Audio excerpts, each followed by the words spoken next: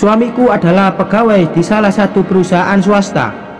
Pekerjaannya selalu menumpuk hingga akhirnya ia harus membawanya kembali ke rumah. Perselingkuhan yang kulakukan semua berawal dari sini.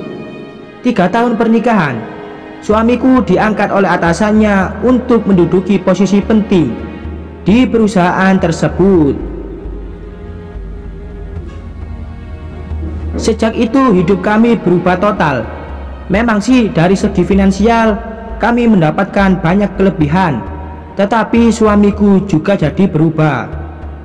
Tidak biasanya ia mengabaikanku saat berbicara atau ia selalu menaruh ponsel jika sedang makan malam bersama. Tetapi ia melakukan semua itu selama 2 bulan dan aku mulai mencurigainya. Aku membeli banyak baju baru atau mengubah penampilan rambutku, tetapi ia tetap mengabaikanku. Lalu ku coba cara lain untuk mendapatkan kembali perhatiannya.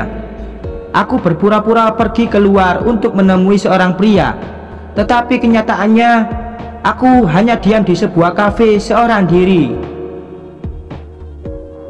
Aku menantikannya menghubungi atau bahkan memarahiku karena telah berani keluar dengan seorang laki-laki seperti dulu. Namun aku harus menelan kecewa karena ia masih tidak mempedulikanku. Aku mulai mengangkat telepon dan mengobrol dengan seorang laki-laki yang sebenarnya adalah teman wanitaku, tetapi ia tetap tidak merespon perubahanku.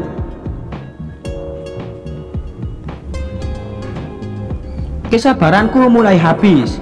Aku tidak bisa membuka ponsel atau mengajaknya berbicara, seolah-olah aku hidup seorang diri dan hanya mengurusi kebutuhannya saja.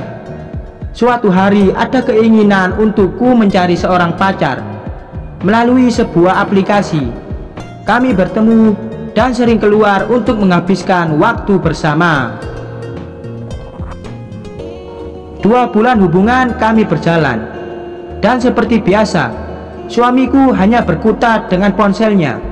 Ia bahkan tidak peduli jika aku sudah berpakaian rapi di hadapannya untuk pergi keluar bersama pria lain. Aku menikmati waktuku dengan pria itu hingga akhirnya lupa mengurus kebutuhannya. Kalau dia saja bisa mengabaikanku, mengapa aku tidak bisa melakukan hal yang sama? Ucapku dalam benak. Aku terlalu asik bersama pria itu hingga larut malam tanpa mempedulikan ponselku yang terus-menerus berdering. Akhirnya aku kembali ke rumah dan diantar oleh pria itu. Tak kusangka, ternyata suamiku sudah menungguku di dalam rumah. Malam itu kami bertengkar hebat. Ia menemukanku berselingkuh dengan pria lain di saat dia tengah menghabiskan waktu untuk menghasilkan banyak uang. Aku tidak pernah meminta kamu memberiku banyak uang. Kamu sudah tidak peduli padaku. Bahkan ketika aku bilang ingin pergi keluar bersama laki-laki, sahutku.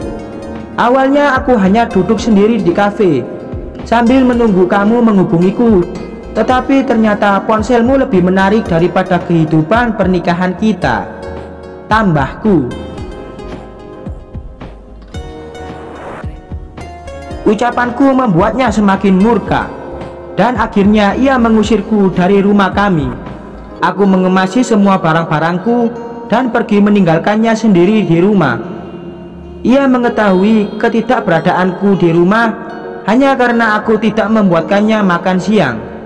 Aku terlalu terburu-buru hingga akhirnya lupa memenuhi kebutuhannya. Pada akhirnya ia akan sadar bahwa aku sudah pergi meninggalkannya hanya karena sebuah kebiasaan yang sering kulakukan.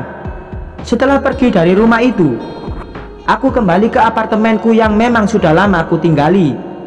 Aku masih berharap ia akan memintaku kembali dan menyesali apa yang ia lakukan selama ini padaku.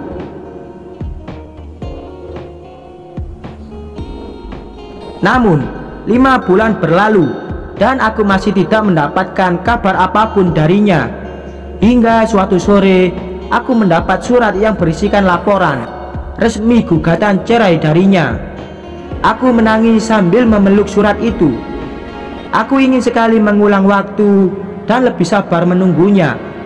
Kalau saja cintaku saat itu lebih besar, aku pasti akan selalu bersabar, ucapku.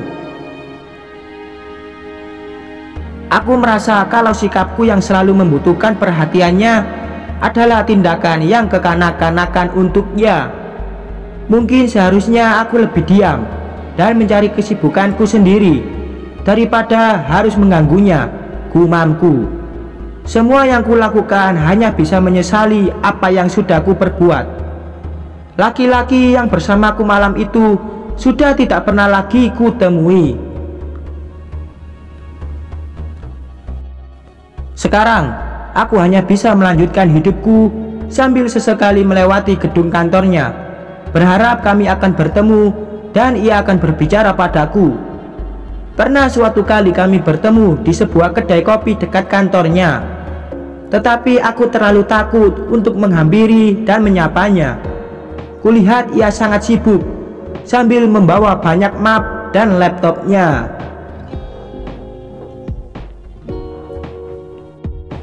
Ternyata ia akan tetap seperti itu, dengan atau tanpaku di sampingnya. Aku sangat menyesali apa yang sudah kulakukan tanpa memikirkan dirinya.